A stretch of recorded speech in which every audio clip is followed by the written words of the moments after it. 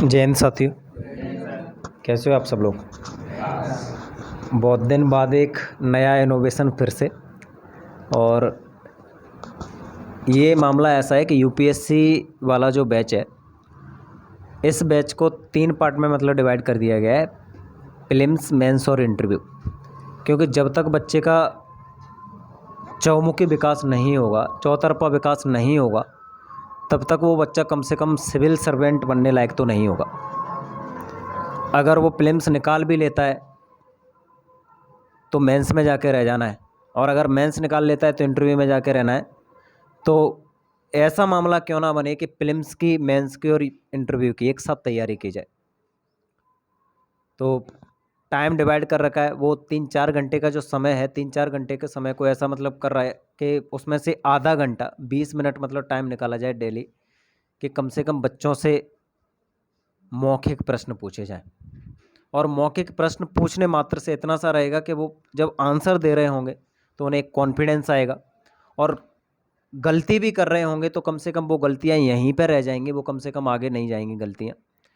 ऐसा नहीं होगा कि इंटरव्यू जैसे कुछ प्रश्न होंगे, उनका मतलब ये रहेगा कि वो प्रश्न उनकी क्लास से रिलेटेड या फिर अन्य भी मतलब प्रैक्टिकल प्रश्न भी उनसे मतलब हो सकते हैं।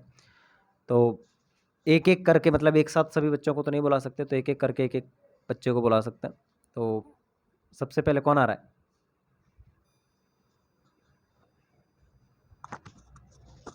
ताली बजा दो मोनू के लिए यार। हैं? तो मोनू, सबसे पहले तो बहुत बहुत बधाई एमपी पुलिस के लिए। और दूसरी बात ये है कि अब ये टीचर भी बन गया है शानदार सा, मैथ का सुपर हिट टीचर है। तो तुम्हें प्रश्न पूछ लिए जाए, कोई डर, आलस, शर्म, भय कुछ नहीं है? बिंदास है एकदम, बिंदास है ना? बिंदास हैं सर। तो इससे जो पहला प्रश्न है, वो पहला प्रश्न ये है कि क्वाड समिट क्या है और उसका महत्व क्या है। सर क्वाड समिट है जो उसमें 4 देश शामिल हैं, जैसे अपना इंडिया है, जापान है और जो ऑस्ट्रेलिया है, अमेरिका है। उसमें जो चाइना है, जैसे अपना चाइना उस पर चाइना सागर पे, और जो दक्षिण चीन सागर है उस पर अपना अधिकार जमाना चाहता है। जैसे बोलते हैं, जैसे कि समुद्र में वो जो होता है कि देश का 12 नॉटिकल वो माइल तक उसका जो अधिकार होता है। जो चीन है वो बीच में एक कृत्रिम द्वीप बना लिया, फिर बोलता है ये 12 नॉटिकल माइल यहाँ से। ऐसे ही उसने दक्षिण चीन सागर में पूरी तरह से कब्जा कर लिया है, मतलब करने के लिए करने की सोच रहा है। जो जो क्वाड जो समिट है, जो क्वाड संगठन है, उसमें जो जो चारों देश हैं वो इस पर चाइना पे कंट्रोल लगाने की कोशिश कर रहे हैं, क्योंकि जो अमेरिका है उधर से व्यापार करता है तो उसे भी परेशानी होती है, और जापान है उसे भी परेशानी होती है। क्योंकि जो इंडिया का महत्व है एक व्यापारिक मामले में देखा जाए तो बहुत ज़्यादा है, क्योंकि इंडिया में जो मानव संसाधन है वो बहुत ज़्यादा है, यहाँ पर जो सामान की खपत बहुत ज़्यादा होती है। जो क्वाड वो है, क्वाड संगठन है, वो सिर्फ इतना ही है कि जो चाइना को कंट्रोल किया जा सके उससे। तो बहुत अच्छा आंसर दिया। और कोशिश सबसे, मुझे घबराना नहीं है 1% भी। देखो, गलत हो, गलत होने दो, लेकिन कोशिश बहुत ज़्यादा ज़रूरी है। आज गलत होगा, कल गलत होगा, एक दिन ऐसा आएगा कि मतलब बहुत शानदार से आंसर दे रहे होगे और वो सही भी होगा।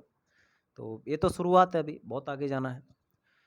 तो जो दूसरा प्रश्न है, वो दूसरा प्रश्न ये है कि जो बलात्कार जैसी घटनाएं होती हैं, बलात्कार जैसी घटनाएं, उनका कारण कोई एक, मतलब जो तुम्हें लगता हो कि सर ये सर्व प्रमुख कारण ये है।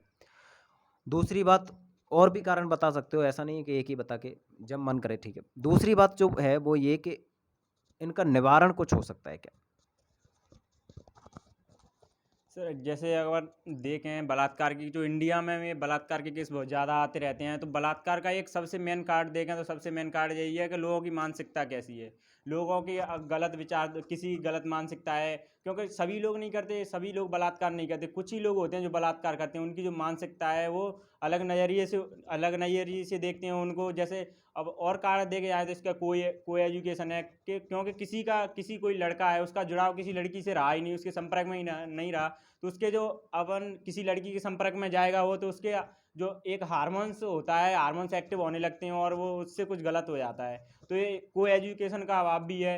अगर को एजुकेशन बच्चों को पहले से ही संपर्क में रखा जाएगा तो वो ऐसी हरकत नहीं करेंगे। और जो सबसे मेन कारण है वो तो बता ही दिया कि क्यों मानसिकता है, क्योंकि लोगों की अगर मानसिकता सुधर जाएगी तो ये बलात्कार जैसे केस हैं कम हो जा सकते हैं।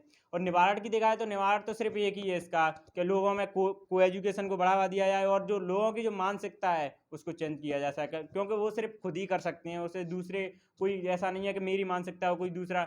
हाँ, हो सकता है कि दूसरे के जो विचारधारा है उसका प्रभाव मेरे ऊपर पड़ सकता है, लेकिन जो मुझे खुद से ही कोशिश करनी होगी कि मैं अपनी विचारधारा को चेंज कर सकता हूँ।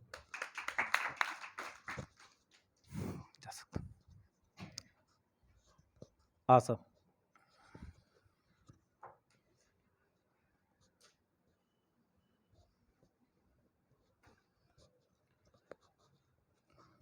कोई नर्वसनेस नहीं, चलो बहुत अच्छी बात है। उत्पादन के 4 कारक होते हैं, तो पहले तो वो 4 कारक कौन-कौन से हैं और वो 4 कारक हैं वो क्यों ज़रूरी हैं, ये आपको बता दूँ। जी सर, पहला तो जो कारक है वो भूमि है और दूसरा पूँजी और तीसरा श्रम और चौथा है वो है जोखिम उठाने की क्षमता। तो भूमि अगर हम कोई भी उद्योग स्थापित कर रहे हैं तो उसके लिए भूमि का होना बहुत ही ज़रूरी है। जब तक भूमि नहीं होगी हम कोई भी कार्य कर ही नहीं सकते हैं। और दूसरी चीज़ होती है वो है पूँजी। तो पूँजी मतलब हर चीज़ में आज महँगाई का ज़माना है या फिर हम कोई भी चीज़ स्टार्ट करने की सोचते हैं तो उसके लिए पहले पूँजी का होना बहुत ही ज़रूरी है। और श्रम, जब तक मतलब मज़दूरी हम अच्छे से नहीं करेंगे, अगर हमने कोई कार्य शुरू कर दिया है और अगर हम मज़दूरी ही ठीक से नहीं कर पा रहे हैं तो उसका कोई फ़ायदा नहीं है।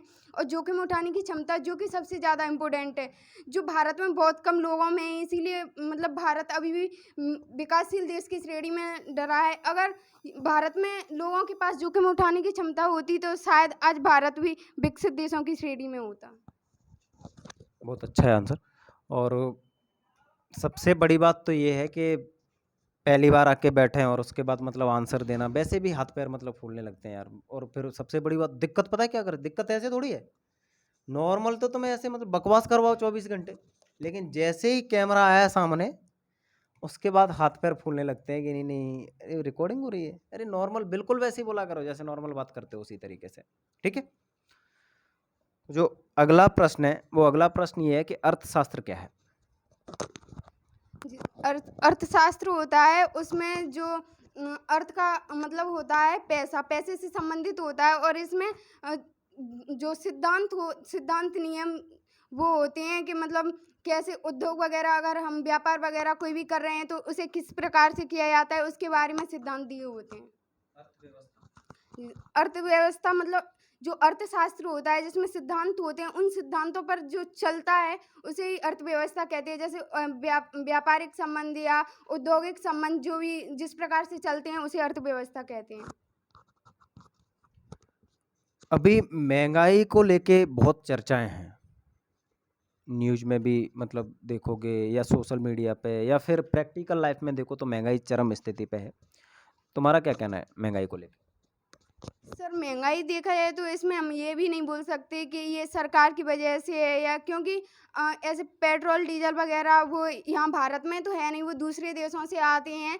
तो जो दूसरे देशों से जिन कंट्रियों से आते हैं मतलब ये तो वहाँ पर भी ऐसे अभी यूक्रेन रूस वगैरह इनमें युद्ध हो रहा है तो ऐसी स्थिति वहाँ पर पैसे की बहुत मतलब किल्लत हो रही है। तो वो अगर किसी दूसरे देश को सप्लाई कर रहे हैं वो तो वो कीमत बढ़ा देते हैं तो ऑटोमेटिक वो इंडिया में भी कीमत बढ़नी है। तो इससे मतलब हम किसी पर ये सरकार वगैरह पे ये दबाव नहीं डाल सकते कि आपकी वजह से मतलब महंगाई बढ़ रही है। या फिर सर मतलब महंगाई के जो दूसरा कारण है वो है कि मतलब जो उत्पाद है वो बहुत कम हो रहा है और जो मतलब उसकी मांग है वो ज़्यादा हो रही है तो इसकी वजह से सर महंगाई।